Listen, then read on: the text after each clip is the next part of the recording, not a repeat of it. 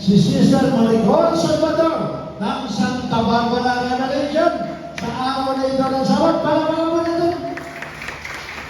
Happy Sabbath rin po sa akin lahat. Ako po'y nagpapasalamat sa tunay at nag-iisa, bugdungan ko ay na Diyos ng mga Diyos, Panginoong Jesucristo, ang pinakamakapangyarihan sa lahat.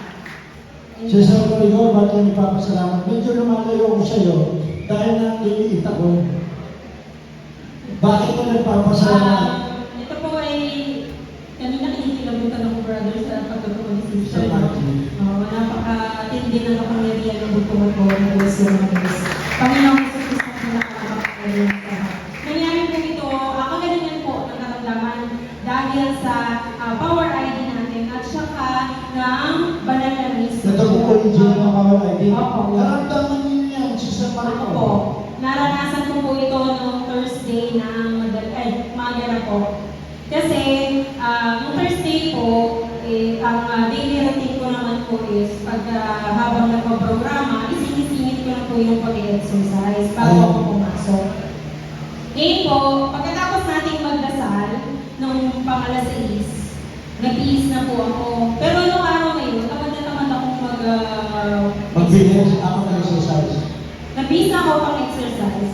Nag-jumping rope po ako. Mga siguro po nakadalawang set ako ng jumping rope. Pero nararamdaman ko yung sakit dito, banda. Dito sa may parting puson. Opo. Sabi ko, naku, magkakaroon na yata ako. Sabi ko. Hihinayan ko lang po. Pinagpatuloy ko yung mag-jumping rope. Hanggang sa, hindi ko lang kinakaya yung sakit. So, binitawan ko yung jumping rope. Kung pumunta ako ng CR, baka ako, nasa CR lang ako. Patindi na patindi sa Opo. Actually, pangalawang beses ko itong naramdaman. Yung sakit niya, hindi siya ordinaryong sakit. Alam niyo po yung mga nanay natin na yung nag-labor, ganun po siya kasakit. Tapos pag huminto yung sakit niya, yung parang nawalan ng lakas. Parang mawawalan ka ng malay. Oo, ganon. Ganun po yung sakit niya. Nandun ako sa CR, hindi ako makasigaw sa sobrang sakit ng tulog o sasaklolo. Lumabas ako ng CR. Doon sa pintuan ng CR, talagang pumupupo ako doon. Hanggang sa hinintay kong pumasok, yung nanay ko, si Sister Marcelina, pagpasok niya, sabi, anong nangyari sa'yo? Sabi ko, mahawakan mo ako kasi namihina ako. Sabi ko, gano'n, mahawakan mo ako. Sabi ko, kailangan ko ng ako. Pag yung sumasakit po siya, parang siyang cycle eh. Yung sasakit siya, tapos biglang mawawala. Pero yung pagkawala niya, sandali lang. At yung panahon na yun, talagang mamihina ka. So, ginawa niya, inakay niya ako, pumunta ng Kwarto. Pagdating po namin doon, sabi niya, huwag ka na ng banal na isang buhay, hindi niya na ako makausap. Ang ginawa niya, yung power ID, binasa po niya. Nilagay po niya doon sa parting phone, and then ginawa po niya yung banal na isang buhay. Siya na po yung gumamit ng banal na isang buhay. Tapos po, nilagay niya sa palad niya, talagang yung nirarap po niya para uminit. Oo. At nilalagay niya dito sa bandang puso. 40 minutes po kami ganoon, paulit-ulit. Pag umaatake na naman yung sakit niya, ayan na naman siya, as in, kailangan ko lang kakapitan para hindi ako manghina habang sumasakit. Pag nawala yung sakit, talagang parang Lumay-pay ka. Ganon yung sakit po niya. Ngayon po, nung pagkatapos ng 40 minutes, patuloy niya po hinihilot. Tapos yung power ID, talagang nakadiin lang dito. Pinagdududahan na nga po yata ako ng nanay ko, nabugis ako. Wala. Sabi niya, delayed ka ba? Sabi niya sa pero sabi ko, kung delayed ako, hindi ko na yung pinahilot. Sabi ko gano'n. Pero, nagtiwala ako sa bugtungan mo na Diyos ng mga Diyos. Panginoong Jesucristo, ang pinakamakapangyarihan sa lahat. Na kung ano man yung nararamdaman ko, hindi man namin alam kong siya lamang ang makakagamot doon.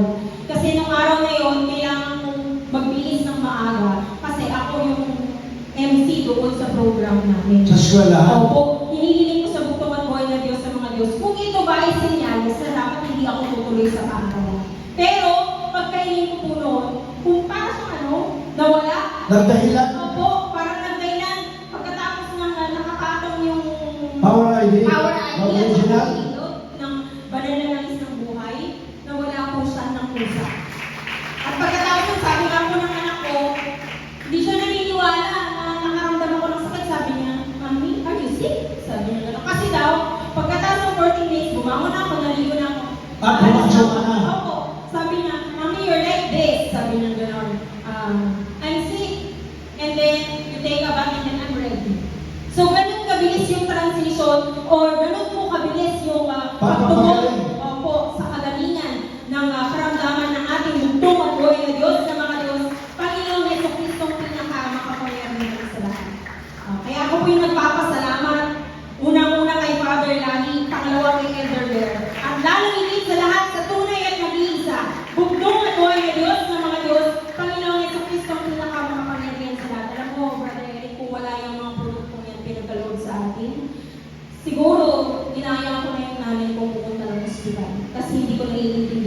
gaano kasakit yung naramdaman ko.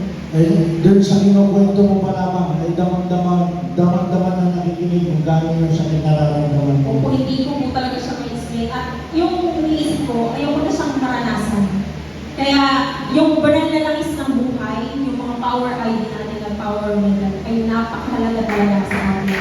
Sa panahon na tayo ay nasa bingit ng kamatayan. Yung kung sakit kasi niya parang ang malalagutan. Yung parang Malalagutan na hindi nga. Ganun po. Kaya buong puso ako nagpapasalamat sa bugtong at buhay na Diyos sa mga Diyos.